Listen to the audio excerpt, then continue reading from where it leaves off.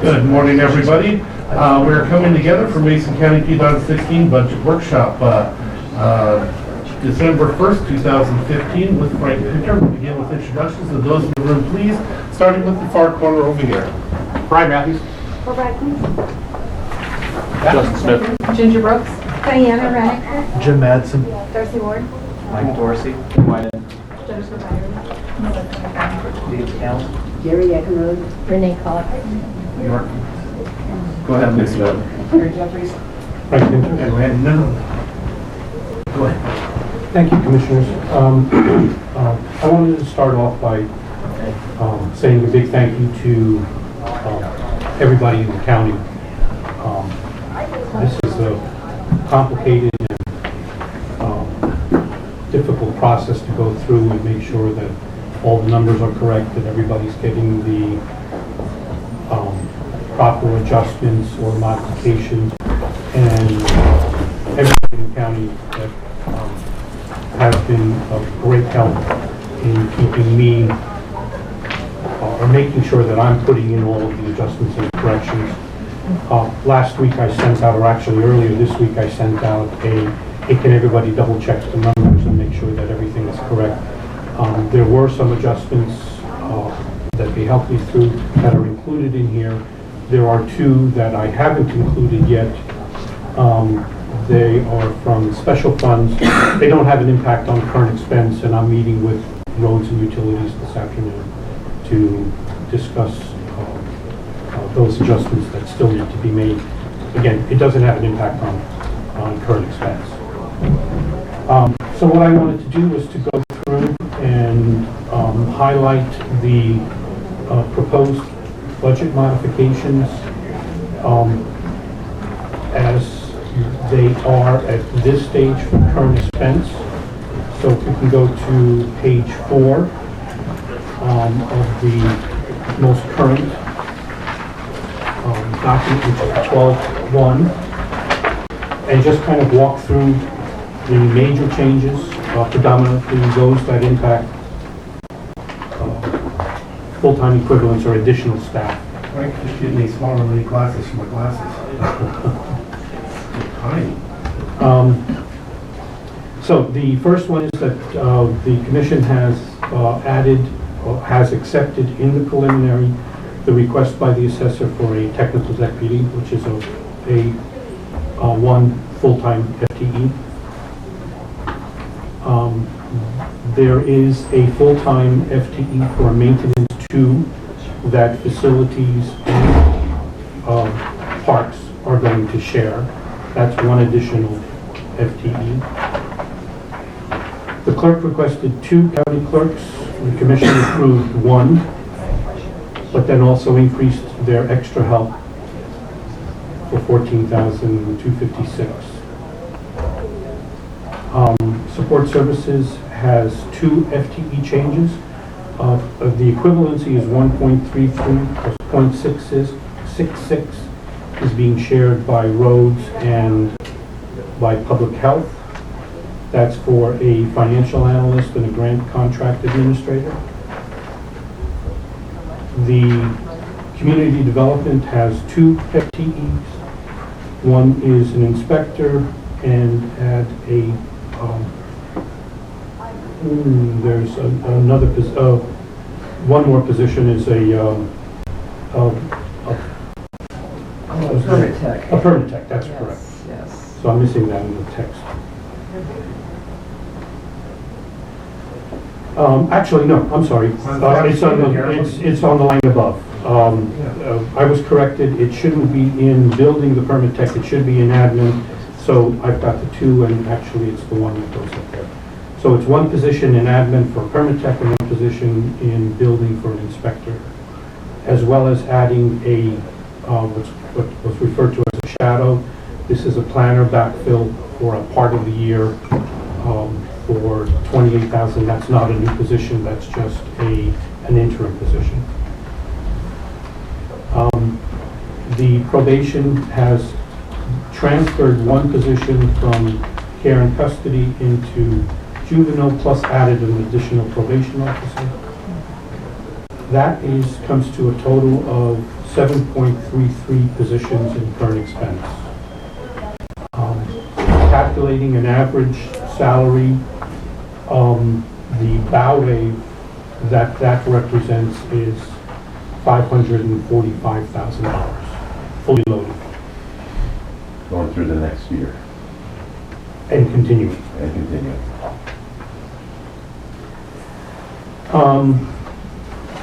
For the special funds,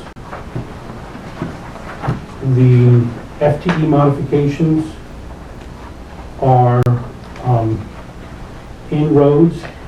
I'm sorry. Let's go back to the Ballard question. Sure. And so Ballard does not include the specific reclassifications that were That does not include, that'll be on the other departments in the special fund side. And I have a number for that as well. So on the special funds, there's in the roads, we have a 1.5 increase in staffing. That's a 0.33 for the sharing of the grants contract administrator, a 0.17 increase for an intern, and a 1 position increase for an equipment operator. The Sheriff's Voting Program has 1 additional deputy added for the voting program. And Public Works has the 0.33 added to their program for the sharing of the grants contract administrator.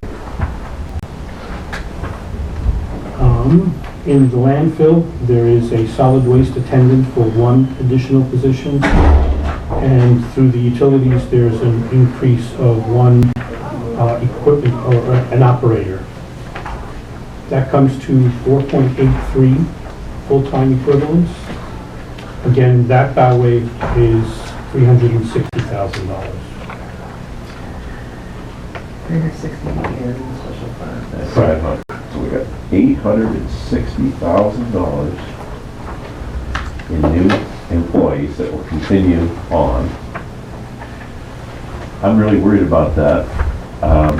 Just for example, I think we've got, 2 new employees in the community development side. Correct. But if I look at the last report from community development, this is the October monthly permit activity report. Residential buildings are, this year, 2015 are the same as they were in 2014, 87. The commercial building is down from 25 permits to 11. That's down 56%. Geotech reports, that's what, you get geotech reports, you're gonna build, you're gonna do something. Those are down 44%. Short flats, we haven't had any in 2 years. We haven't had a short flat in 2 years. So building revenues are down, permit revenues are down 2%, and planning is up almost 6%. So I worry that adding 2 employees, it's not just to single out that department, but to add that with our population not growing, the economy down, the mill, it's the big dog in town, sitting idle out there. So I worry about adding these employees and creating a bow wave at this time in our evolution as a county. Can you speak? Any comments to that? I think it's worth noting that the decrease in commercial permits is because we've had a big ramp up of marijuana-related businesses that were doing their permitting last fall. So the year-over-year change in that is I don't think it's a function of the economy going down. I think it's a function of that point in time we had a ramp of activity. You know, I can only respond specifically to any specific addition of personnel. I can talk more generically in that we have found that there are ending fund balances that are accumulating year to year to year to year. And at some level, at some point, we have to be smart about how we're using that money. And the ending fund balance, in my opinion, has been allowed to grow because of laying off 100 employees in 2009 or 10. the work didn't go away, but the employees did. And as a result, we accumulated about $1 million each year in extra cash. We either put that money to work in employees, and in the work of the county, or in the one-time capital monies. Obviously, the hue and cry from department directors and the elected officials has been, I've been working myself way too hard since those 2010 layoffs. And this is concerning, but I've watched 3 years now, the same $1 million moving forward and adding to another $1 million. We've had one-time costs that we've used that money for, and that was these settlements, these legal settlements, and these types of things. And now it's time to put that money to work for the work of the county. And I have a question for you, Commissioner. I understand where you're coming from, but let me ask you. Looking at this last year and the last 2 years, although it was absolutely necessary to do the cuts that we did, back in the times when there was literally no money, is there a possibility that in order to survive, we had to cut way too deep? My example would be that back in 2007 or 8, I think it was 8 and 9 respectively, I think it was 9 inspectors, 8 planners, and now I think we're down to 3, looking to be 4 with this on the inspectors. And the permit techs as well. We're spending money, a lot of money, this last year on contracting out in order to do the work that needs to be done because we didn't have the people. We had the schools, we had all these things that went up, and I know we could spend a lot of money to have those built.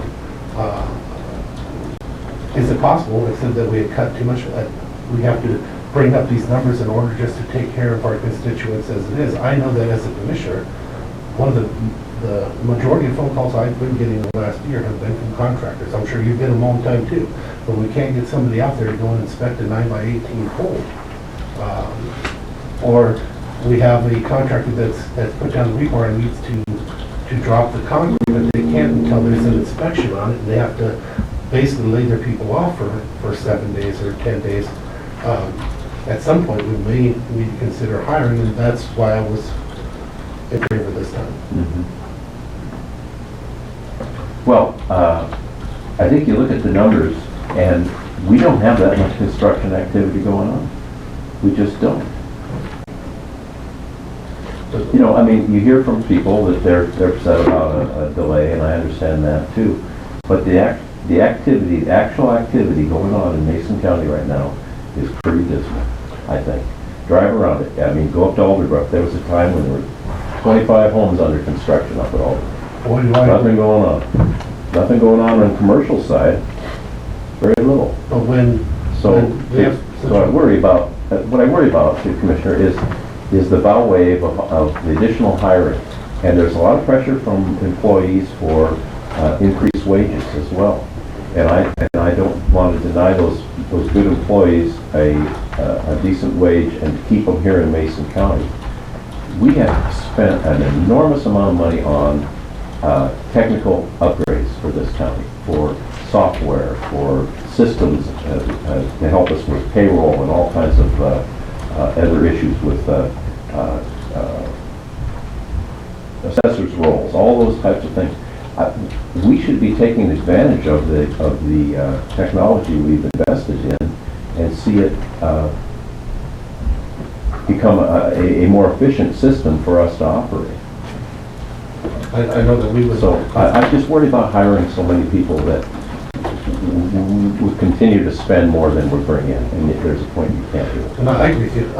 It's $200,000 to move forward on the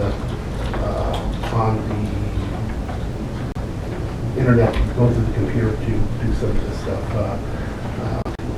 We originally put $20,000, but it turned out to be $200,000 for the program, for online permitting. But the question again, though, is do we have enough right now to do the job? Regardless of what the building is, if we can't do the job now and we're contracting out and spending that money, isn't it better for us to have it in-house with the idea that there's a possibility that we're losing development because they don't want to deal with it. And I wouldn't blame them. When you've got an 8-week or longer window just to get your permits back, and I'm not blaming you, I'm just telling you that's the things that we're hearing up until here recently. That would scare businesses away. Okay, well, what's our permit time now? It's much shorter. Yeah, right now it is, but it may have been because we just put on these tier 1 inspectors and we're cherry picking doing the quickest stuff first, but eventually that backlog will come up. So And also it's winter. what's the time between application and granting permit? What's our average time now? How many weeks? Barbara? Inspections are 2 to 3 weeks. How about for bringing in a permit and having it issued? 4 to 6. 4 to 6 weeks. Well, you only have 87 permits, residential. I mean, it's an interesting number, to wait a substantial period of time, or 4 weeks. But if you only have, 87 permits for 10 months, that's 8 permits a month. That's not a lot of permits. I mean, the scale is very low. Mr. Jeffries? And that's one of the reasons that we were looking for some process improvements in our permitting. And heretofore, we've not been able to get that because we've been just trying to hang on to employees.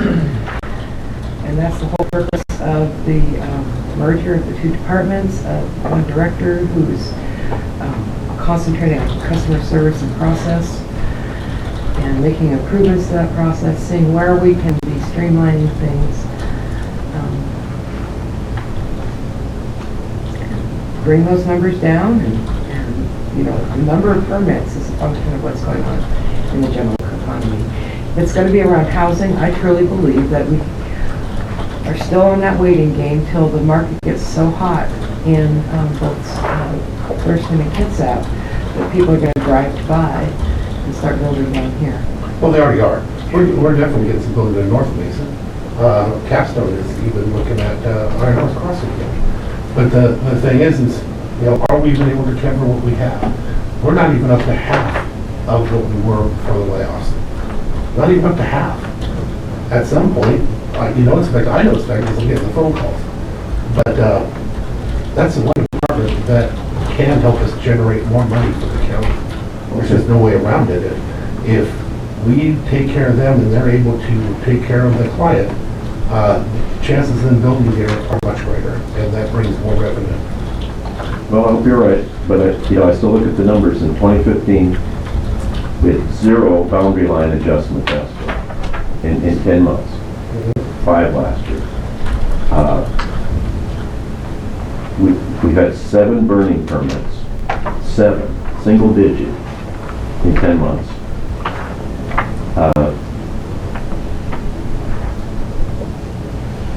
You look at the 1 grading permit in 10 months, 1 grading permit. So a grading permit is issued, am I correct, over 200 yards of material? 200 yards of material. 300, isn't it? 200 cubic yards. Okay, 1 contractor, I assume, moved 200 cubic yards of material. That's pathetic. It really is pathetic to think that that's the activity we've had. So, 3 pre-application conferences in 10 months. So the scale is really low. The volume is really low. And then you can put the percentages on. So it's just my opinion, and I'm one person, but I just think by adding those people, we're going to create a bow wave before we need to create those positions. So. What do we do about the ones we've contracted out and the money that's wasted that way? But when you contract it out, you don't have the overhead of the healthcare, L&I, and all the other things you have to pay for. I'd rather use that money for salary increases to keep good people here. So, one person's opinion. Well, this is where we make those decisions. Yeah. Folks, anything further on that one?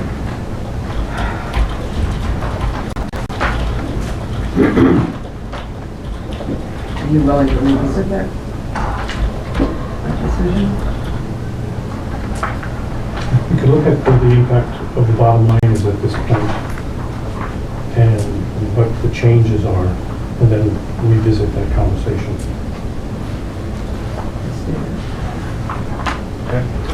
So if we turn to the Mason County General Fund ending balance spreadsheet,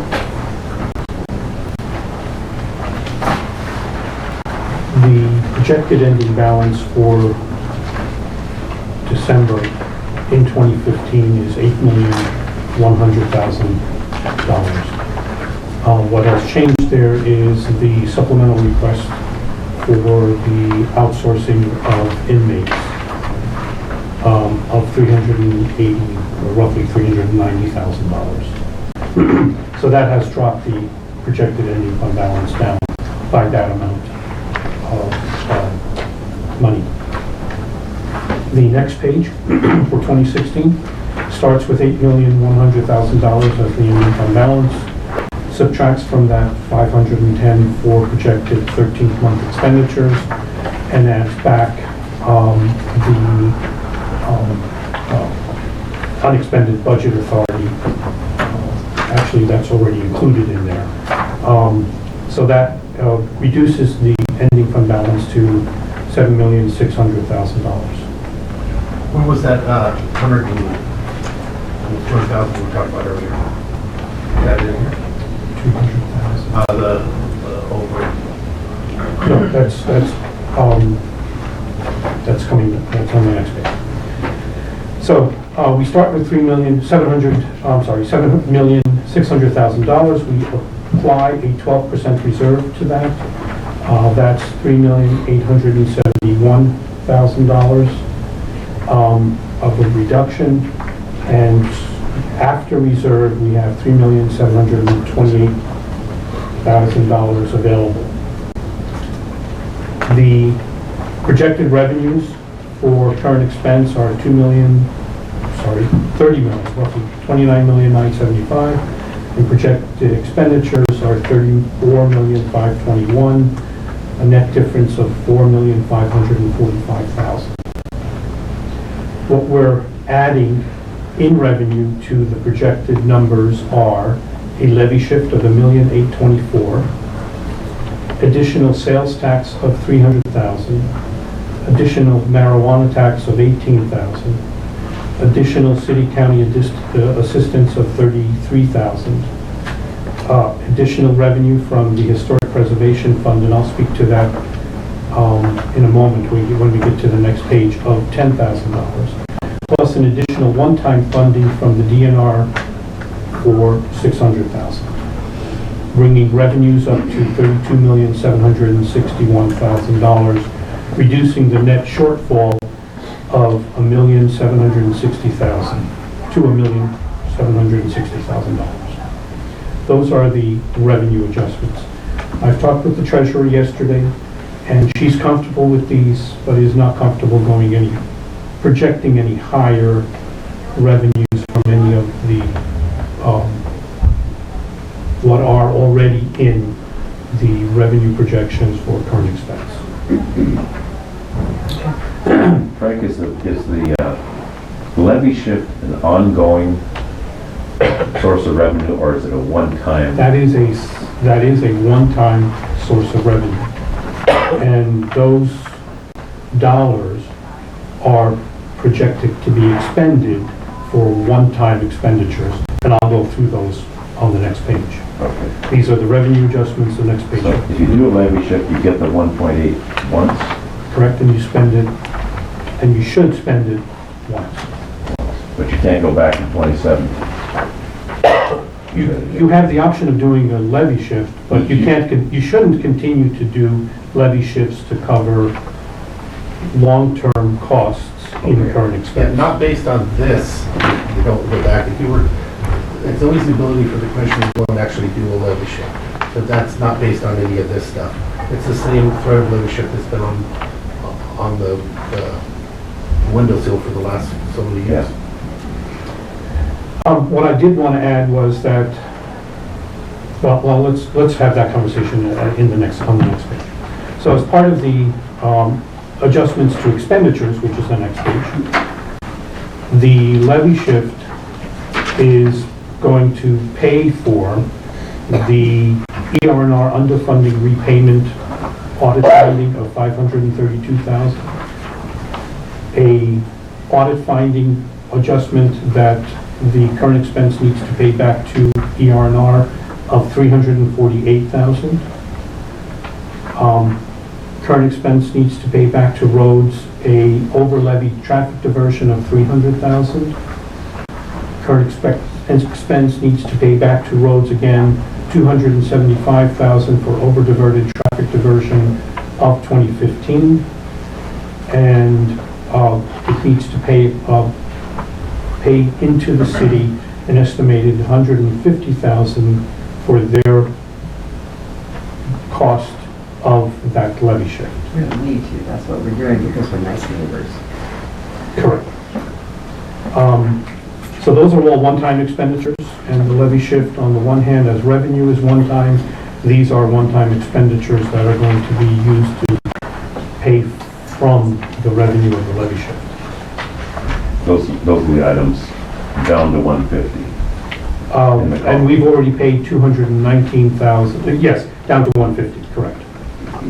And we've already paid 219,000 out of current expense to roads for the over-diverted diversions from the prior 3 years, which again was an audit finding. Okay, so So the first 300,000 has already been paid of our levy, or is this a new? That's taking the levy diversion from $1,500,000 and bringing it down to $1,200,000, which is what was budgeted for. so you got $1,333,000 in those first 5 items, right?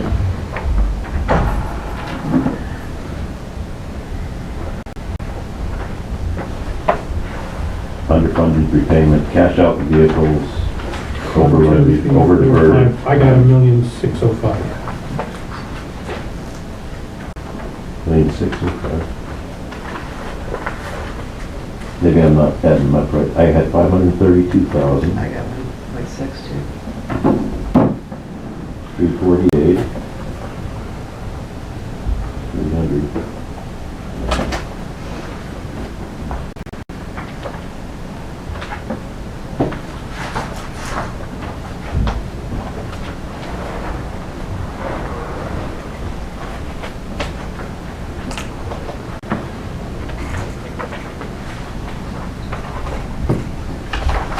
You got 1.6? Yeah, 1.605. Plus 219 that has already been paid, so it's not, that would be double adding that expenditure in here twice. Comes to the $1,824,000. Oh, plus, and then adding connecting, okay. Right. So we're gonna take it out of roads. We'll take this money out of roads and pay these, basically these findings. Back to roads and or ER&R. Mhm. And then a function of the audit finding says that ER&R has an ending fund balance that is higher than it should be.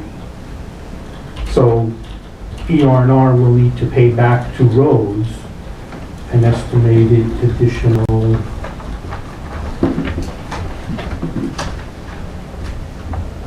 million, here. $1,800,000, $7,750,800,000 that ER&R will pay back to roads, increasing roads ending fund balance by that amount, reducing ER&R's ending fund balance. So it's kind of a wash all around. Yeah, there's the part that we're missing, that the Commissioner Christensen's making a statement that we're taking it out of roads and ER&R. Before we take it out of roads and ER&R, we're paying it to roads and ER&R. Correct. So we'll pay to roads and Now ER&R. we're taking it back. ER&R is shifting funds back into roads to cover the reduction in ER&R ending fund balance, and then those funds are sitting there in roads to be levied out. Which will make it a net wash. Did you discuss this concept with the state auditor? Did it just kind of run? No, but I have discussed it with the assessor and the Department of Revenue, and with roads. You know, it does seem crazy, but it's just how we have to handle special fund monies. Mhm. It's not pretty, it's ugly, but it serves the purposes. And what it does do is it leaves in roads excess, well, no, I won't use that term, additional ending fund balance of about $1.7 million, which then can be identified as economic development. Roads that promote economic development. Correct. But that's not part of this part. That's not part of this. But That there leaves them. There is an increase in their ending fund balance. Correct. I do need to identify a need in roads to make sure that they have what might be an estimated $2 million cost to the Simmons Road project that the county will need to contribute. Well, that number keeps moving and our And it is, engineer yeah, has it- told us she's trying to. She's trying to mitigate it. I just had a conversation with her prior to this meeting, and specifically in regards to to this. The maximum is $2 million. They're going to attempt to reduce that in negotiations with the state. But I think we need to plan for the maximum should we not be successful in negotiating additional revenues from the state to cover the Simmons Road construction. But they have the funding currently to do that in their ending fund balance. That's part of the reason why their ending fund balance is so high. As well as that project won't start until the 2018-2019 season. So they have time to mitigate any increases, should there be cost increases in their estimates that are needed that might drive up the county contribution, and or be unsuccessful in negotiating additional contribution from the state, again, not reducing our county's contribution for that project. So that number is fluid, because there's a lot of what-ifs involved. There's also the option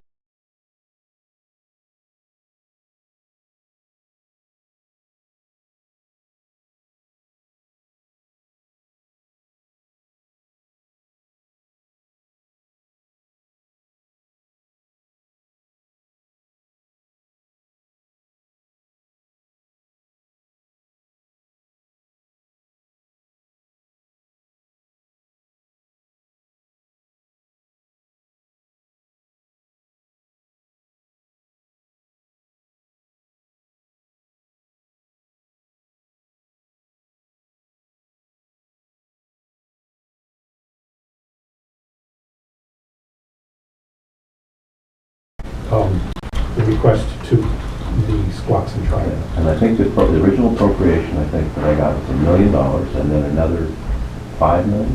Correct. $5 million, so we've got $6 million. And now the state is backing down from that 5 million a little. Again, this is a conversation of 15, 20 minutes ago. And how much they're backing down is still up in the air. What do you mean they're backing down? What does that mean?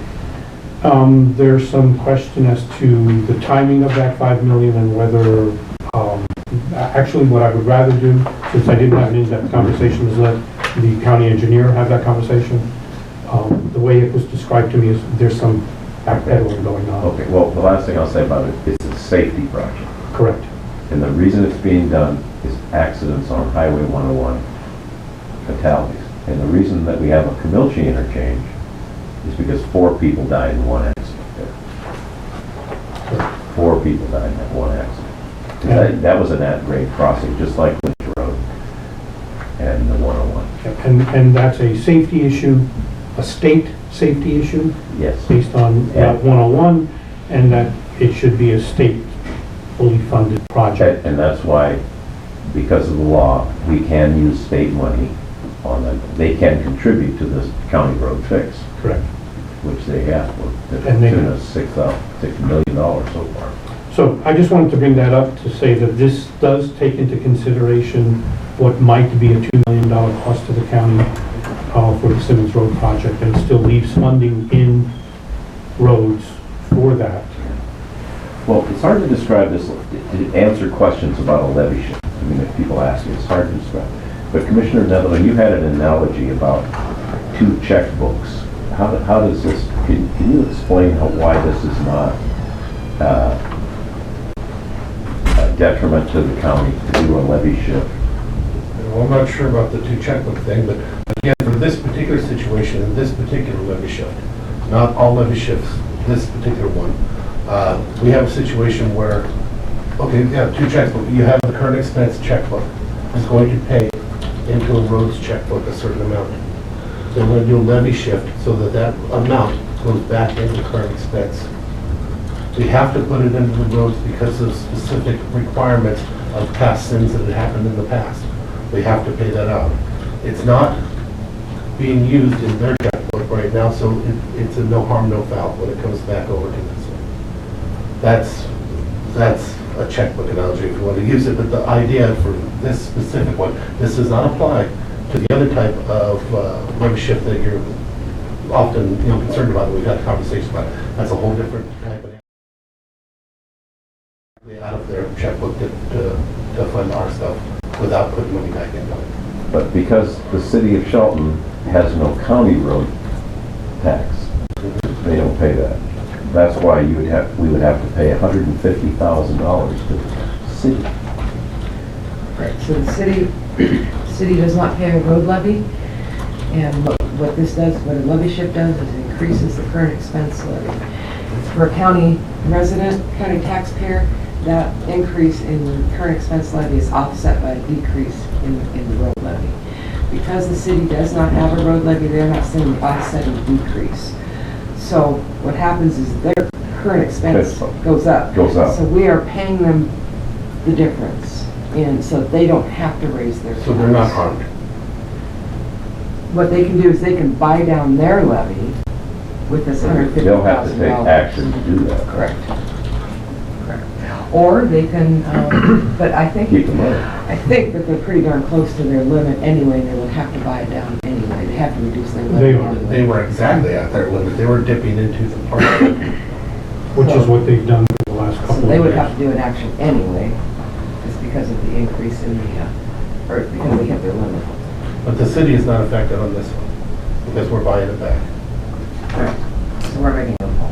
Because I remember your concern before, Commissioner, was that we would have an impact, a negative effect on the city to avert them.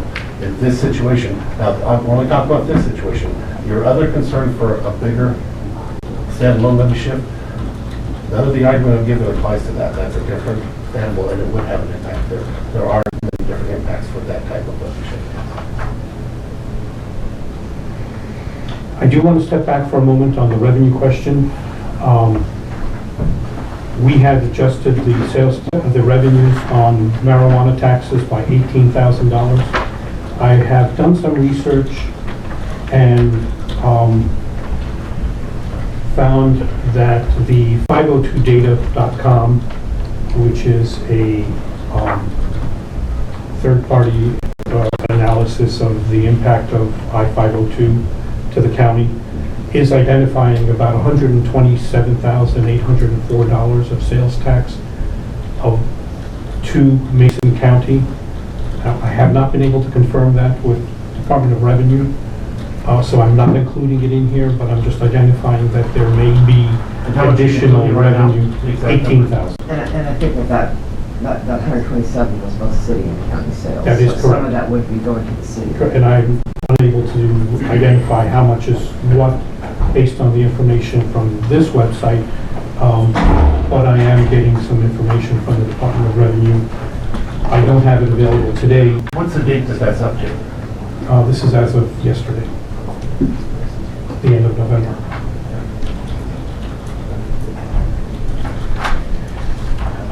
So, additional items that are new to the conversation. The Auditor has requested that $15,000 be added back to her budget. Her budget was reduced for the reclass requests, and she wants to add $15,000 back to her budget for overtime. She had kept her budget balanced to 2015 and found the funds within her budget to pay for the reclass request. So there was no change between her 15 and 16 numbers.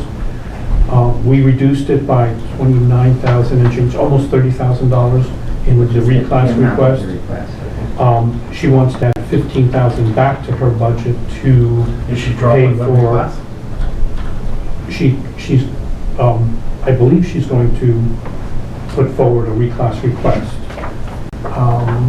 She's not here. I don't know whether she is dropping the reclass request. Well, she's asking. But she's asking for one or the other. Yeah, but if she's asking, then,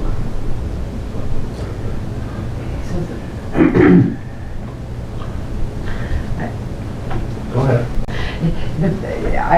If I recall, the overtime was because it's an election year, it's a presidential Correct. election year.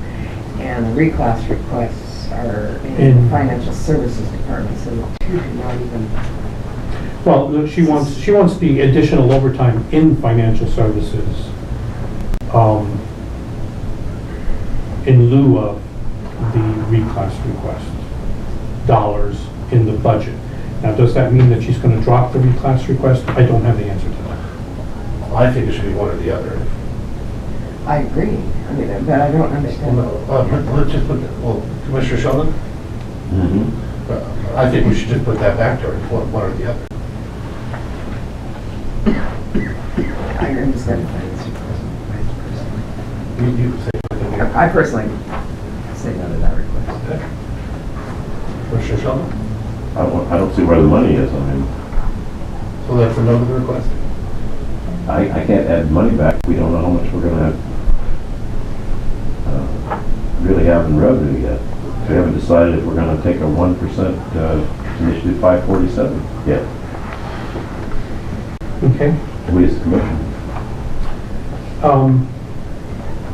I've added a $10,000 renovation to Memorial Hall. The facilities department has asked, or actually the Veterans Advisory Board has asked for modifications and renovations to the The Memorial Hall Committee, Memorial Hall Committee. who is charged under the title and the law that gave us the ownership of it, had our facilities department do an estimate of interior renovations of sanding the floors, putting drywall onto the walls, which are right now paneling, and then the ceiling, changing the ceiling panels. I'm using in-house help, that would be $10,000. I came to the commission and asked if they would consider using the Veterans Advisory, or Indigent Veterans Fund monies, because there is monies there for that. You asked me to look at using a historic preservation money. At $5,000 there, and then another $5,000 to put into our capital fund that we developed. On further discussion, the $5,000 limit that we put on grants to outside agencies that ask for monies from historic preservation monies is a self-imposed limit. And in previous discussions over the years, it's been determined that those monies are available at any level, every amount to the county buildings. And so my request to you folks is and I talked to Michael McSims, and he thinks that he knows there's money in there for this. Doesn't think it would affect any of the granting cycles in 2016 or the one we're currently in. And so I'm asking your permission to go ahead and access $10,000. I'm glad you asked that question, because I do remember that. We did have that discussion before about that self-imposed limit. Actually, I think when we first came forward, we did something about that. I'm perfectly fine. So you're saying you can take the 10,000 out of that? There's over $100,000 in that fund, isn't there? Yes, Mhm. it's about $100 a year. Yeah, I'd be okay with that. So we're adding revenue in, as well as increasing expenditures by 10,000, so it's no impact overall to the Veterans bottom. officers, thank you very much for that. This has been a long time coming. Next item is a $130,197 impact to the property tax revenue, and I'll refer to that in the next pages. Additionally, You're adding to expenditures there, I'm actually technically reducing revenue, reducing revenue by putting. 130, by putting it on the expenditure side. Okay, I got you. And then there was an additional request from the veterans for seed funding for their homeless shelter needs of $100,000, which I've included here, again, as a placeholder for conversation. We had quite a discussion on that at that last meeting. How do you feel about that, Commissioner?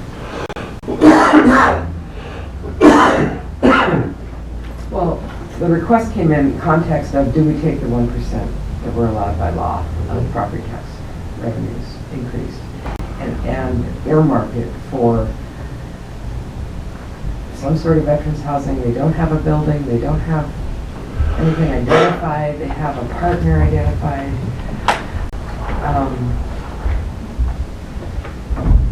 I'm uncomfortable because what it does is it raises the property tax collection amount and for one-time need, and does that mean next year we reduce it? And what does that do to our ability to bank? We've lost a 1% that we could have banked. And we're gonna have to reduce it next year if we're gonna be true to the taxpayers, if this is what the increase was for.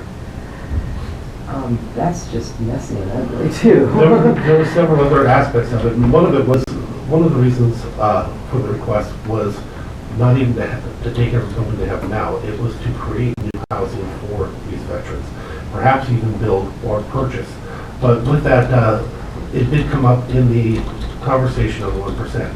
But there was further conversation during our discussions, such as taking some money out of certain housing funds, maybe looking at mental health tax, whether that can be stretched to come up with the other part of that seed money, to come up with the 100,000 that's necessary. There was also a discussion about raising their levy rate. So, this is my thought. The veterans housing has not been fully fleshed out as far as the plan. If it's one-time monies, I think we have those available, and it does mean reducing ongoing contracts at the mid-year on our housing monies. And I believe that if the monies are used, we need to know why they want to do this and what the purpose of the housing is going to be. Because if it is to support our veterans that are in Veterans Court, then the mental health monies would be appropriate. And maybe it's just a portion of the building. And we've got that coloring money problem again. And we could take we have some money in the mental health tax, we could take it, and that, whatever piece that would be of their plan for this housing that would serve veterans in Veterans Court and/or veterans that are suffering from substance abuse and mental health issues and they need housing, then we could use that money for that. And the other piece could come, if it's just for generic purposes of vets, then we can take that piece out of the housing recorded for the monies. But we don't really have a full plan from them of what is this housing going to serve, who's going to run it, who's going to operate, who's going to own it. And so I'm really uncomfortable taking the 1% No, on that. I think you're correct. And remember, I was very clear to everybody, this is one of those ones that I'm already on. I mean, I just am, but you're correct in everything you just said. What about the idea of, because there's two different conversations that have to occur afterwards. But if we were to set it up so that tentatively now, we budget where we expect half out of mental health, half out of the other fund, and then we make them reach the bar. And if they don't, then it doesn't get spent. But at least we have a budget to begin. But this next year, we can talk about raising their levy rate so they can have ongoing money to get it up. If they can put together the proposal to make it even work. If they can't, we don't fund something that don't work. It's just, I don't think there's any disrespect in that. And I think that if we were to talk about the levy rate for indigent defense, or indigent veterans assistance, that any increase in that levy rate should be around this housing. Oh, The operations and have it maintenance of directed it, towards it. yeah. I'm 100% in. Commissioner Sheldon, I know you're very much in support of veterans. Recall that increasing their levy takes money out of the amount of property taxes the county takes into current expense. But that would be So the that's question part of for next year the, though. Yes. We're not doing any of that now. Right now, we're just looking at the seed money, but. that we'll is have the part discussion. of what is the property tax component that the county collects, and then that gets distributed to the veterans But it from has- those But it has dollars. no weight on this 1%. You know what I'm saying, for our conversations now, for this budget, there's no weight on any of that for this. That would be a discussion for next year. But first, they have a ways to go. They have to be able to show that they can make this work and put together the program. Well, the levy that we impose as a county for the veterans on the taxpayers is the lowest, Lowest possible. lowest possible by law. Yeah. And I think there would be, obviously, the support in the community to raise that. Doubling it was 2.8 cents per $1,000 in assessed value, is that Correct. right? We're at 3.6 total. If we double it. Okay, so that would be $2.80 on a $100,000 house, right? Correct. $200,000 house, $5.60. Mhm. Not much. That's not much. I don't That's the think total, citizens- that's not the that's increase. total. Yeah, that's the total. So I don't think that citizens would be, I think citizens would be supportive of raising that. But I think we gotta look at this, that, veterans, issues are also the same as some of the other issues that we have in the community for mental health issues. They're sharing the problem of addiction primarily, they're sharing the problem of homelessness. So the mental health dollars, I think, are appropriate to be used for both universes, the veterans and the generic homeless that we have. And I think it's appropriate to use the money that we receive from the recording fees for both universes. But what I see happening is we're collecting over $600,000 in mental health taxes, and we're spending an enormous percentage of that on administration. We're paying for our health department's heat and light. I just think we ought to focus those dollars that we collect on client services and not on overhead. And it's hard to do. It's hard to do because every department wants a little piece of that because they are involved in a way in either the boutique courts or providing the services or administrating it, indirect costs. But And now on that issue, again, I'm supportive, back to this part of it, you basically said everything we just said. Are you comfortable with the idea of just budgeting now and still making them step up to the plate to prove their project, half out of the recording fees and then half out of mental health? But they still have to prove it in order to get the money. It's not granted, it's just budgeted.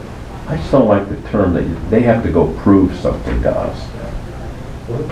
They do, they have to put together a They're project. asking for money to pay 30% of the cost of a building that's going to be purchased. Yeah. And they don't even have the purchase price identified. Well- They don't have, Well, let's help them do that.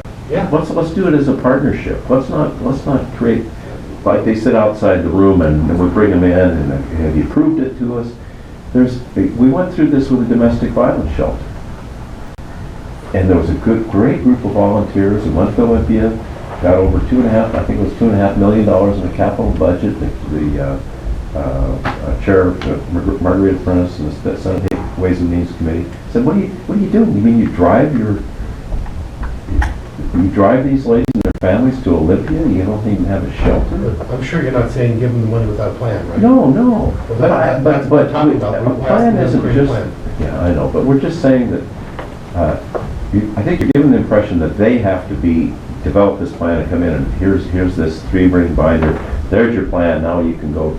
We have to do this in cooperation with them, and so it all flows together, because their universe is not that much different than the other universe.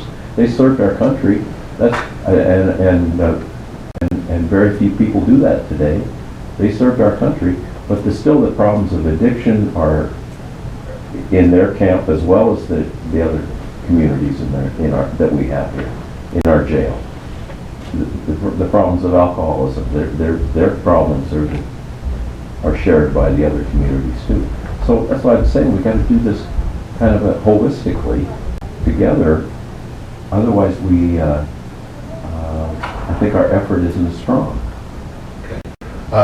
So I'm taking that so that you are in support of moving forward with this. We will all work together to help get their plan together, but we do expect a plan in order to give out the money.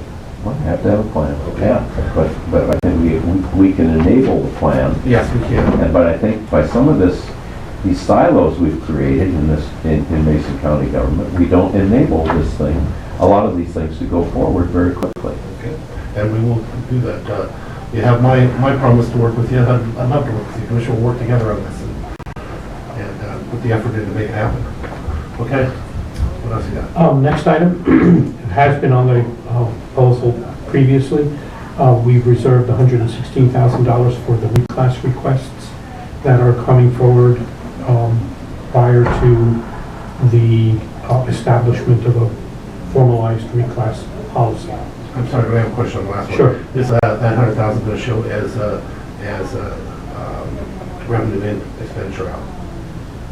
Because you got revenue coming in from those other funds, correct? I can, yes. Okay. Sorry.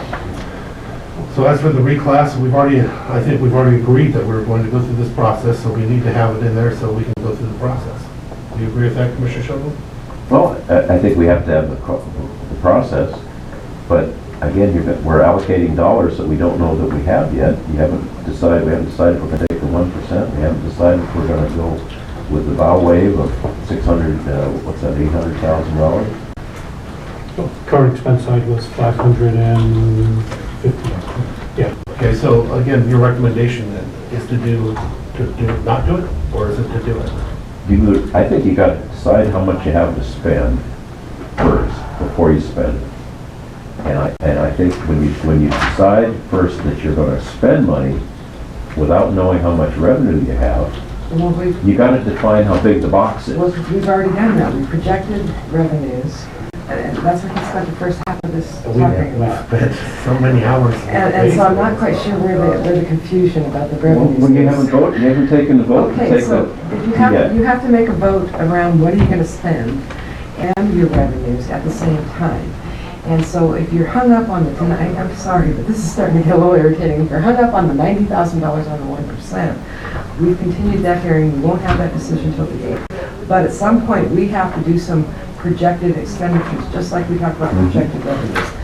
Okay, well, The first part of this thing was the projected revenues. So, and I can see your body language, Commissioner, that you're not happy with my discussions about the bow wave, about permitting, about some of those things. I think we have a spending problem, and we want to make our revenues, we're very rosy in our revenues. A lot of our revenues are one time. You're looking at $600,000 from DNR. That's a one time. We're looking at a levy shift. You're calling it a levy shift as a one-time expenditure, but then our one-time revenue. But we're basing our expenditures on ongoing expenditures. The levy shift monies has been explained that these are one-time costs. I don't know why you're changing that. Commissioner, what I need to ask you is, right now, we're faced with this is what we're faced with, and a decision has to be made on whether we're going to include this or take this out of our budget line. We have promised the people, the different departments, that we will create a reclassification protocol policy, and then we will go through that protocol or policy. And I think personally, it's a good idea if you're going to do that you keep a certain amount of money aside to cover that policy. What I'm asking for you is Why would you do, you're kind of like the judge saying, I got two parties in front of me, I'm going to make a decision, but I got $115,000 here in the checkbook, and that's about as far as I'm going to go. I think if you're going to actually have additional expenditures, maybe you do it in a supplemental. Have you decided that you're gonna spend $115,798 on reclass requests? Commissioner, we may spend 10,000. The question is, though, is to have an item, a line to take it out of that becomes the case. If not, it stays in the county. It's not like it goes away. And Commissioner, I gotta share with you, we can argue that point all day long, but sometimes you have to set your budget, and if you need to take a second job, you go take a second job. That's just the way it is. But you have to set your budget on your needs. We'll decide how much the tax is going to be, or whether we're going to go up for 1% when we know what our total numbers are. This is part of deciding. Okay, the total budget. all right, go ahead on it. Well, I just need a choice from you. Or No. Take it out, or? Take it out, it's my Okay. choice. Okay, so if you say, and I say keep it in. Okay. Next slide. The next two are placeholders for additional CBA costs for negotiations that have not been finalized, as well as matching component for non-rep to have across-the-board salary increases that match the CBA contracts once they're negotiated. We've got 5 contracts in negotiation, and each percentage represents $100,000. Again, we're in the middle of negotiations. To not have something in there, to not budget for something in there, I think would be a mistake. If we don't use it, it stays in there, but at least we have a line that it comes out of, and we know we're not gonna call everybody in the room and try and take money out of each of the department's pockets. Commissioner Sheldon? Whatever you want to do. Okay, so I'm just gonna cut to the chase on this one. I say we leave those in. Commissioner Jeffries? Commissioner Sheldon, do you have one? $100,000 is not going to be totally inadequate, but it's a placeholder. Would you like to increase it? Yeah, no, just leave it there, it's a placeholder. Okay, we'll leave it on. Go on to the next one, please. And the last one is $300,000 for capital facilities maintenance. For years, the facilities department has been unable to maintain the upgrades and modifications that are needed to the facilities. This is aligning with the one-time dollars coming from DNR, so that if DNR dollars do come in, we have funds available to spend on facilities maintenance. If those dollars don't come in, we have the flexibility of not spending those dollars. Those are one-time dollar revenues and one-time dollar expenditures. Let me ask you a question on that one. Do we also have a line, this line, is this what you built into facilities? Or do you have another line in facilities? No, this is not built into facilities.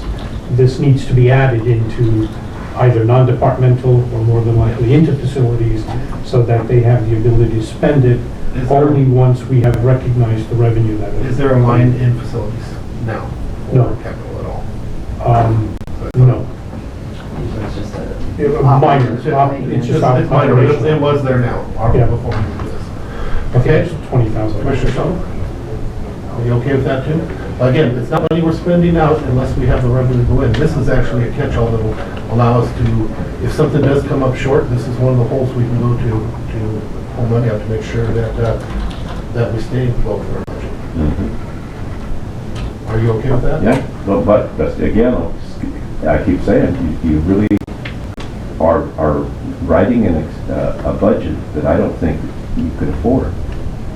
So you gotta make some choices and you gotta prioritize something. And just by going down item after item, I don't think we're prioritizing in the way I would do it. Well, Commissioner, I'm just gonna say it, just to get it off the table. You go ahead, I can take it, Randy, you just say anything you No, want. but you're saying that, Commissioner, we have spent hours and hours and days doing exactly what you said. We have. Okay. We have. I don't take it personally. I don't take it But when personally. you say that, you make it like this is our only thing. We have spent so much time, I Commissioner. don't take it personally. My philosophy is I spend what I have. No, I don't spend money that I don't have. And you know, this is going to be the largest Mason County budget in history. I just have some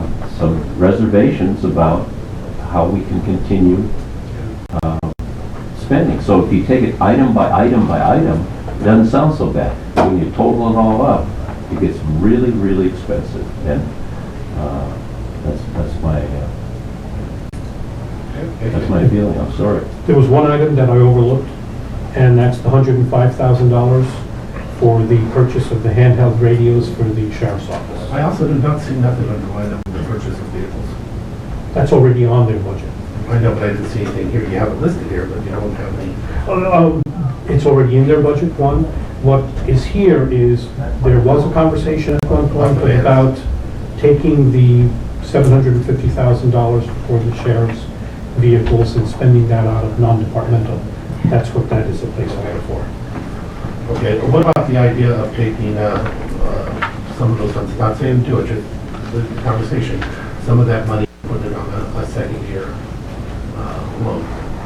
Not a loan, the R&R and all.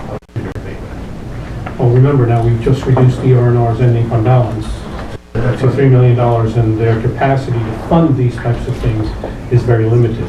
We can go to the state treasurers. But it would just affect that other line, but the other economic development line, because they would just not shift as much. No, that money is in roads. It's not in the But R&R. they're taking out the R&R. So if you want to reduce that So if you and take leave the money and leave $3,500,000 as an ending fund balance, then they would have $500,000 available That's to lend. So that is an option for us. Yeah. So we could have less of a benefit in that new road, which we all know I love that one, but at the same time, it could offset and give us a little bit more cushion But it's a loan that has to be paid back, right? next year, yes, Out of Over 3 years. over 3 years. Out of current expense. Correct. But it just gives us a cushion. Still the same money, we still plan on spending, the difference is it becomes a cushion that, if everything goes as planned, we will be exactly where we're at the end of next year. We're budgeted in the same way, we expect that we'll be close to that 7 to 8 million.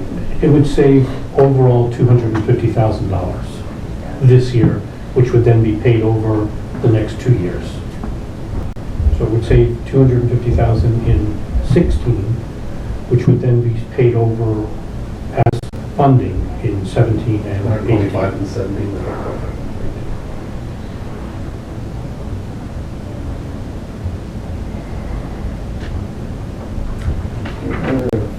Financing is Well, the rate that we're financing it at is. $1.5. Yeah, and $1.5. the thing is we can always make an early payment if we find that we are spot on with what we're doing, we're close to that amount at the end of the year, we can also cover At it. the end of next year, maybe. Yeah, or even at the end of this year, if we find we're at the 8 million mark again, like we expect, we can make that choice. At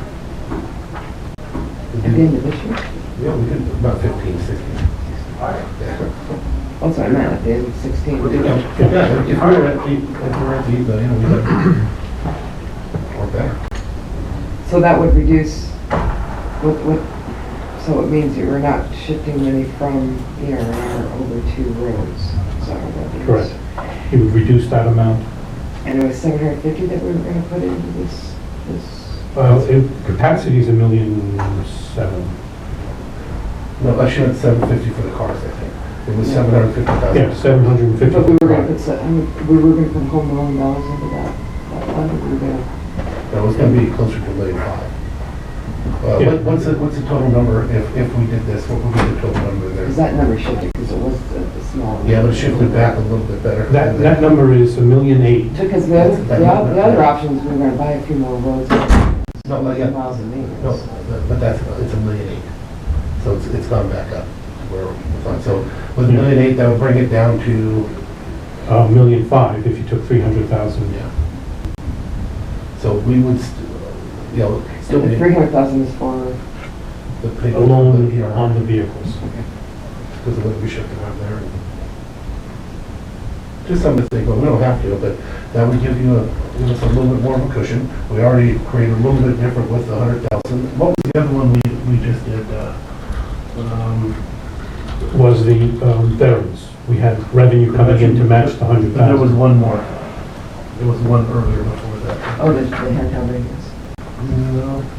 You're talking about. What was, and we could talk about that, artist budget. Yeah, I don't remember what it was. Yeah, you took out the auditor's 15,000, so that comes to the bottom. We did something earlier, I don't remember what it was. Back in the notes were, we used, oh, that was just the 10,000, it was nothing. Oh, yeah, that's the 10,000. Yeah, That's so it the wasn't a money huge on amount, but. So we got 110, if we did this, Jennifer, are you familiar enough with ER&R's budget to know, was there some expenditures they're gonna do that next year that a loan out of that fund would affect? If we raise the ending fund balance from 3 million to, 3.5 or something, that shouldn't have any effect. Is that what you're asking? so how much savings on this budget did you say, 250? Correct. Plus the 100,000, that's 350, 360 with the 10. That's a little bit Well, more. the 10 is on both sides already, so 10's already counted. Yeah, but you had it coming out of there. Plus I had the revenue coming in. Yeah. Oh, you So that's- okay, so that one doesn't count. Balance. Yeah, I've already counted for the It's revenue. a different revenue source, okay. Because we're taking it out of What's the historic. So, let me just make sure I'm counting right. So we're saying 750,000, reduce that by half to borrow from ER&R, Oh, yeah. 375,000. And then split that over 3 years. Oh, so the savings to this budget is 375,000. Plus we have to make the payment for the first year of 125. Oh, okay. So, Yeah, that's 250. So that is what the savings to this budget So is. basically 350 with the 2 additions we just did. Unless you want to You add. just said 250, you said 350. No, including the 100. 250. Uh, And then what I was just going to add, and if you want to add the radios of 105,000 and do the same there, that would be another 100,000. Well, this, okay, and going back to the veterans e-funding thing, that's an in of 100,000 too. Correct. And you've done that on the revenue side? No, I have not yet. Well, it would be an in of more than that, it'd be in of 100,000, wouldn't it? Because you got So say- 50,000 Yeah. from, so it counts twice, so So that's- it's not 100,000 that's a less. lot. But it, Well, but it adds to But it adds 100 too, so the, it's adds actually to a- that number 100,000. does that do it 100,000 or 200,000? Because we're talking about revenue now coming into the general fund too. It only adds 100,000. I've already accounted for the expenditure. I'm adding 100,000 of revenue, so that increases the bottom Okay, line so 100,000. by yeah, okay, 100,000. yeah, I'm with you. And if we want to do the vehicles, that increases the bottom line by 250,000. And the veterans is, And the veterans is a wash, there's no change there. No, no, the veterans is the a revenue, still another 100,000. So 250, 100,000 for the veterans, 100,000 for the, what did we just say? radios. The radios. Okay, Is that money in though? There's no money in going there. that's That's a minus. that's, He just said, That's money out, there's no money coming in. well, no, if we took it out of the R&R, but it wouldn't be 100,000 because we'd be splitting that over the 3 year 3 period. years as That'd be well. the first We're one. doing the radios now on the ER That's too? what he was just throwing out. As a question.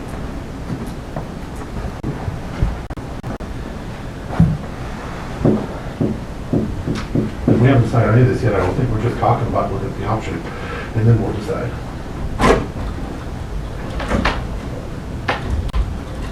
so that saves an additional 70,000.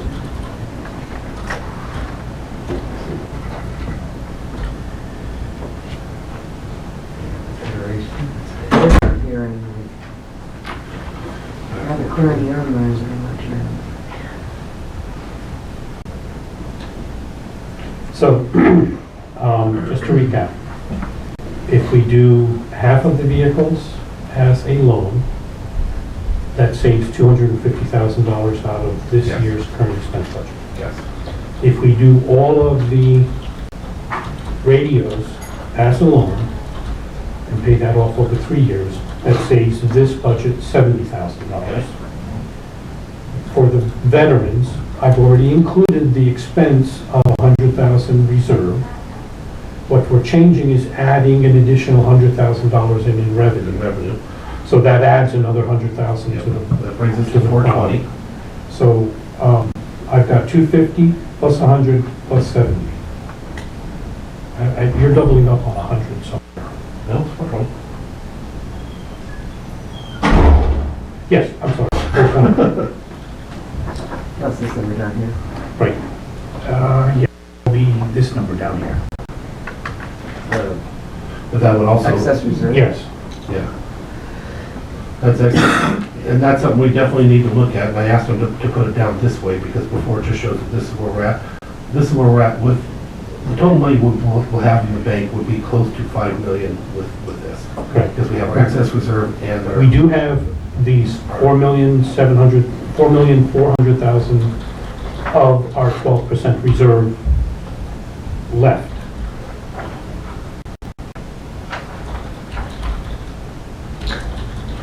$1,800,000. Explain that. Left. So in the bank, we have Who's got 4.4 million dollars of Yeah. cash. If we do this, it'll be 4.83.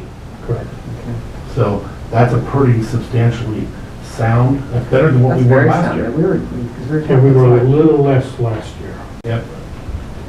And that's with allowing the staff changes that we've Still made. managed to come out this year, by the way, with 7.5 million ending fund balance. And- Even though we budgeted for a heck of a lot less. We So budgeted there's for $4.3 million. And the way we budgeted again, I'm hoping, Remember, a big chunk of that 7 million this year came from one-time revenues in DNR, $1 million of that. of which we're expecting, we're budgeting 600, we're expecting, as high as 2 million. I think we're sort of, just like I did last year, I think we're gonna end up the same. I think we're gonna be next year, after we're done, closer to the 8 million mark, so we have the ability to still. And that's with allowing the planning, the planner, and without cutting the planner or the permit tech. Yeah. Okay. Okay, Do you want? Next page. No, I need to go back on that. I need a true verification. That number that we just talked about includes the proposal of changing how we pay for the cars, the radios, and the, We need more financing. yes, our as opposed ER, to paying. yes, put them through Well, ER. this is, are you considering this a practice that will continue? No, to be honest, with you, I'm hoping that at the end of next year that we'll be sitting here exactly where I think we will, and that'll be one of the things we're gonna wanna take care of first. because we will need to plan next year for buying additional vehicles. That's what I was wondering. How many vehicles, And sheriff's vehicles? the number is, we haven't finalized our analysis, but it's somewhere between 7 and 10. Another 7. At least, more likely, something around 9 or 10. So we can figure $500,000 next year. That is assuming you want to drop down the standard of turning them back below the 150,000 mile mark and more towards their Why would we request do of that? 125,000. No. They're So, asking for 120. Yeah, and that's the difference between the 7 and the 10. The 10, okay. If we were doing the leasing, I could see that makes sense, but not doing the leasing. But effective, as long as we stay on it and keep the cars and. That's the difference between the Yeah. 7 and the 10. That's right. So literally, no matter what, we have the same problems each year, as you know that. And so it's gonna be a need there, it's gonna be less, but they're gonna have a need somewhere else. I can guarantee that. We'll have it elsewhere, but right now, we can get ourselves to where we're sitting close to the 8 million coming into the next year. Right now, we're planning on the 5 million. That's what but we budgeted almost identical, Last year. being conservative. So I think we're in a good position. I think we're setting the county in a very safe position, and we're expanding the services where it's absolutely necessary. And unlike what others may say or want to say, we're pretty frugal about it, and you had to show that there was a real need and it would really offset. There was some huge cuts, and sometimes it hurt the county and did not allow us to do the jobs that we needed to do. We're not giving anybody nothing that's fluff. Well, there's some question about the probation thing, but other than that. But in the long run, how much you want to bet that saves us a fortune? The probation? Well, what we were talking about, especially going through if we put together, matter of fact, I'd like to take 25,000 and just put an earmark for being able to have that discussion without paying for those home monitorings. And if we end up getting it together with them and they're able to manage it, there's still costs involved, but we need to be able to be prepared to handle that cost. So I'd actually like to add that 25,000 because that'll save us, that could save us $100 grand. Well, true. 25,000, I'll be honest with you, isn't gonna get us very far. Well, no, it does at $4.50, and then we're That's talking true, we're about, looking at a different price. yeah, and then we're talking about, self-management or internal management. I'd be happy, I'd very much like to do that, yeah, Let's do that as too. an earmark. And I'll just say, that's another thing, we just got off our plate that we wanted to get accomplished. So good year. Yeah, it is. A lot of good, positive. Okay, now you're okay with doing everything we just discussed, that puts us in a really strong, okay, now what do you got? Okay, and so we had a reduction in revenue of $130,000 for property taxes. So I want to walk through that process and discuss the options in regards to the levy setting, property tax levy setting. I think that puts us 15 people on monitoring for the full year, by the way. Which could be 30 if it's a 6 month, okay. Well, and that's for what we pay. Right. Discussion of. Right, there'll still be charge some, the offender. be some income there, yeah. Well, no, they're charging the offender. Offender Right now, pays for it. they pay for everything, but if we just charge them half, Right, but, yeah, we or charge them the $450, they might be able to afford $450 compared to the cost maybe. that they were looking at before. That's true. Good point. Okay. Okay, so next page, property tax levy calculations, page 15 and 16.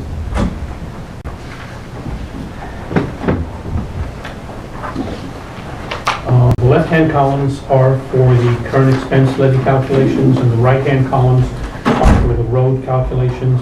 In principle, the concepts are basically the same. The assessor goes through a calculation and starts with the prior year's highest lawful levy.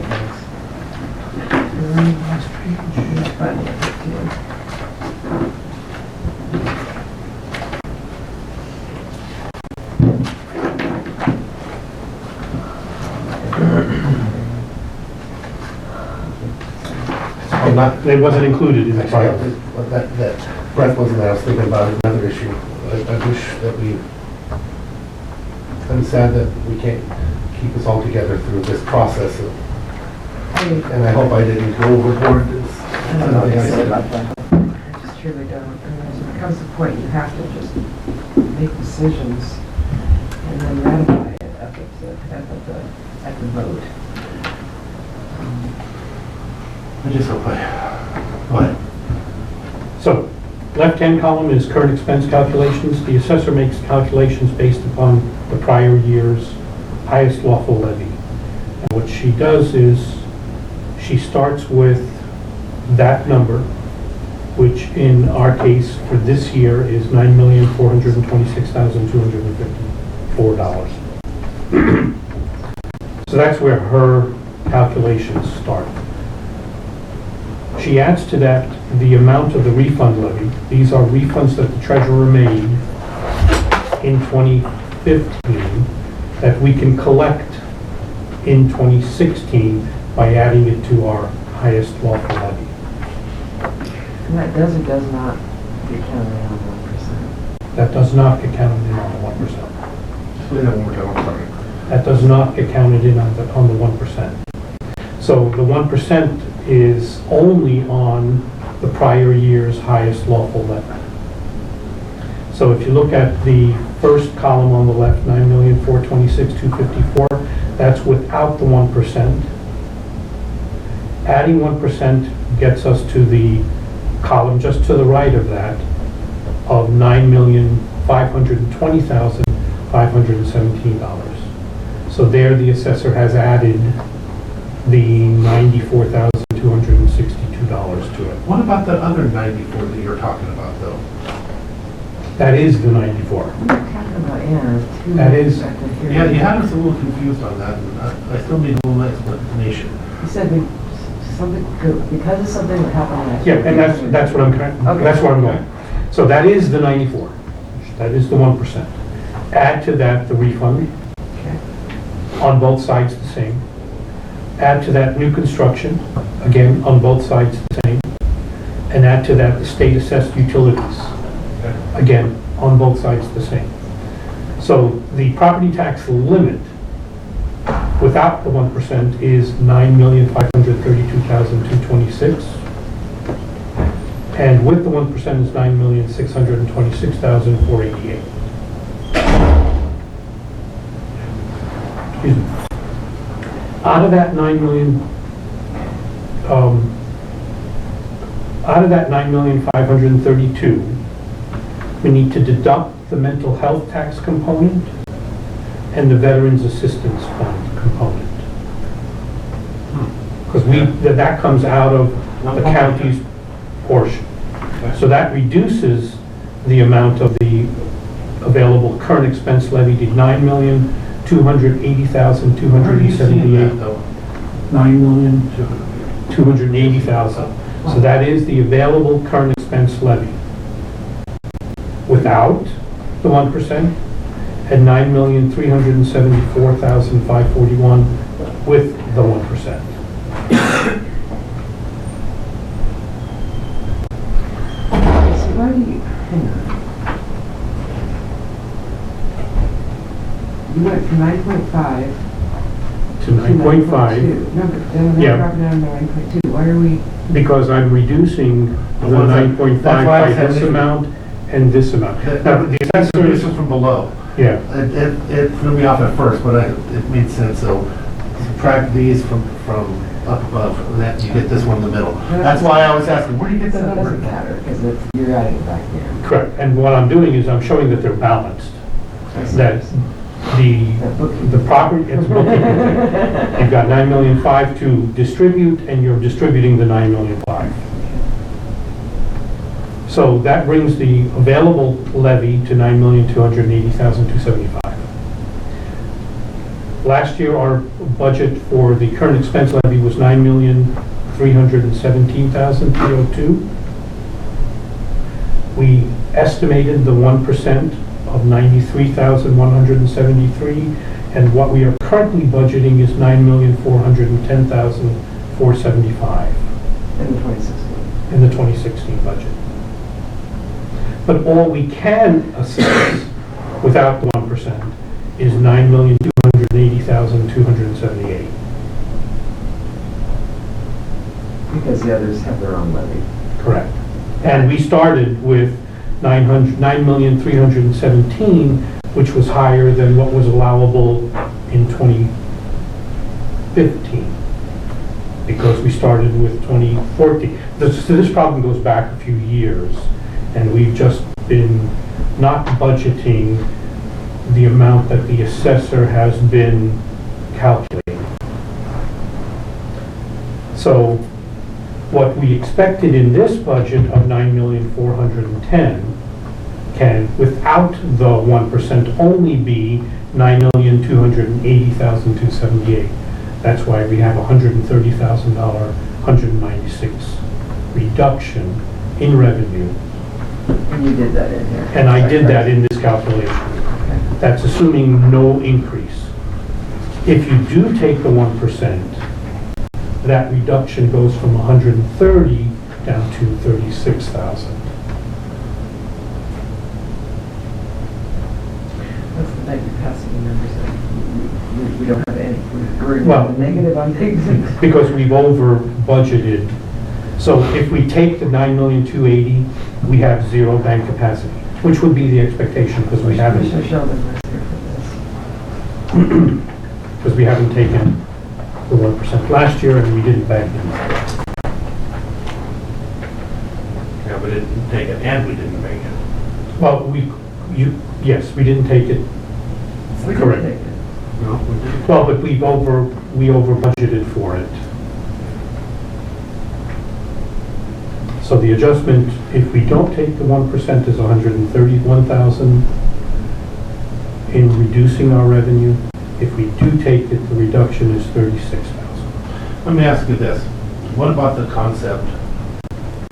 Okay, so, but we didn't bank it, so it wouldn't work anyway. So it's not like we have two 1% that we can take with a bank. No. And we don't have any bank capacity. Yeah.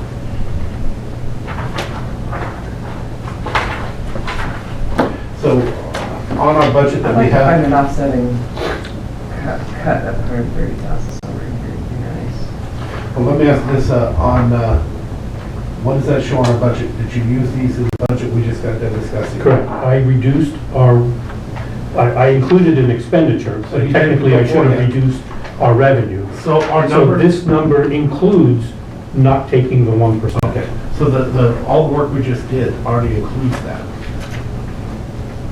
Yeah, I know that. Okay, thank you for that explanation. So basically, the question about whether we take 1% If you take the 1%, is, It's- would buy us $30,000 about. correct. Yeah. It would buy us $100,000. Yeah. Yeah, it would buy us 100,000. If you take the 0.251%, which is the implicit price deflator, then Well, okay, and with the way we budgeted, Commissioner, the last few years, I don't think I'm stepping out of the line to say that we have budgeted and done so well that for the last 2 years, we haven't needed to take that money. And I don't think we need to take it again this time. I would like to bank it, though. I think that's important that we bank it, because you never know what the future holds for a future commission. You're saying we don't have any money? We don't have. we can bank it. We can't, if we don't take it, we will be able to bank it. I thought you were negative. You can't bank that one from last year, though. I can't bank the one from last year. I can Okay, bank this okay, year's, okay. yes. So, we still are protecting the future by Yeah, banking it, but I we agree. budgeted pretty well. Yeah, I'm And not- remember, the third option is to not take it and not bank it. But I would want to bank it for, Yeah, we definitely want to because you bank it. can't get it back if you don't. And if something happens that the economy falls, or something that you needed to conduct business, it may be necessary. I don't think we have I don't think we have a substantial need to take it. And so I don't think we could justify taking it, so I would be definitely voting no on taking it. Same here. So move Okay. forward with that. And what else But you I would got? like That's it? That's it? Yes. So now I want to clarify one thing before we go to an end on this one. There was discussion about going back and putting something together on the inspector and the permit tech. I'm actually, especially now that we looked at the budget with them included, we did not take them out or send them out. I would like just to keep it in and just move forward. I agree. Okay, so there's no need for you to go back and do that. We've already. Okay, No 1% to it? That was pretty good to talk about with road levies. road levy, no 1%, but bank capacity. Okay, Now Is that 1%? 10%? yes, roughly. I need to sit with Jennifer to look through that. It's between 8.4 and 10.3. Do you know what the law is? Can you take all your bank capacity at once, or is there a limit of how much capacity? I don't know. I don't know. Well, one of the most interesting parts about I that, can find out. Commissioner, that one part, because I've thought about it a lot in our last several years, we've had those discussions about the levy shift and whether one would ever occur. The idea of keeping that bank capacity, if we do ever decide that we have to do a levy shift, we can do a levy shift and increase their capacity So I at the want same to time. differentiate between levy shift and levy lid lift, which shifts. To lift our levy lid, in order to take more than the 1% shift, It's a permanent change. is a permanent change. So I want to differentiate when we talk about levy shift, are we talking about the levy lid lift, or are we talking about a one-time levy Either shift? one could be done, but it would make more sense with the levy lift for the long term. But that's there, I just want to put that out, that that's something I thought about a lot, that if we ever had to do that, if that became something that was necessary to have at least impact, as possible, but at least impact on them. That's it. It's like having a little money in the bank for them to protect them. And not gut them if anything ever had to happen. So, But that would represent an increase in taxes yes. for the taxpayer. Yes, and we don't want to do it, and that's why it's sitting there in capacity. But if something ever happened where we had to be, it's just good, sound financial management to know where your pockets are if you ever have to. And the note was there, and it's continuing to grow. It's a good thing to I have. appreciate you showing it out here, because we never see the capacity of the. Yeah, and I remember one year there was a consternation in that fact that the county had used all of its bank capacity without fully vetting that decision. So this will be And a a part. one-time shot, like Yeah. a 6% or Yeah, something? yeah, it was 5, yeah, just under 6%. You know how many years ago? Just a few. It was just a few. Yeah, probably maybe 4 years. I have to go back to this levy, okay. So no increase on Colonel Spencer Road, they want a bank capacity on both. And you want to bank it at the implicit price deflator or the 1%? So if we bank it on the 1%, Then you need a then substantial we need a need. substantial need, and that I can't talk about. Because what we're talking about here is, the substantial need is that we've increased ongoing costs. So therefore, we're going to need to make sure that we can access The capacity. ongoing. So the substantial need is this bow wave. I'm not going to argue that one over there. So, So it would be a substantial need resolution as well Okay, and banking for the banking 1%. the 1%. yes. Okay, that's why I want to make sure that they're. Is there anything further on this? Nothing. Okay, so Hey, I want to thank you. What you had said about everybody being helpful, you've been amazing. Oh, they have been very, very helpful in trying to keep me straight. This has been an absolute joy this year in comparison to I don't know, my scars are pretty good. That was just one department, we'll see. It was just nice. No, it was- Timely information was amazing. And thank you so much for this, and I hope that the departments felt it was a good process. Well, I gotta admit, the 99% of this process has been absolutely wonderful. Mhm. And it was shorter, it was simpler, we had a better understanding. Okay, Thank you. thank you. I have a little commissioner discussion. If you Okay. don't mind that.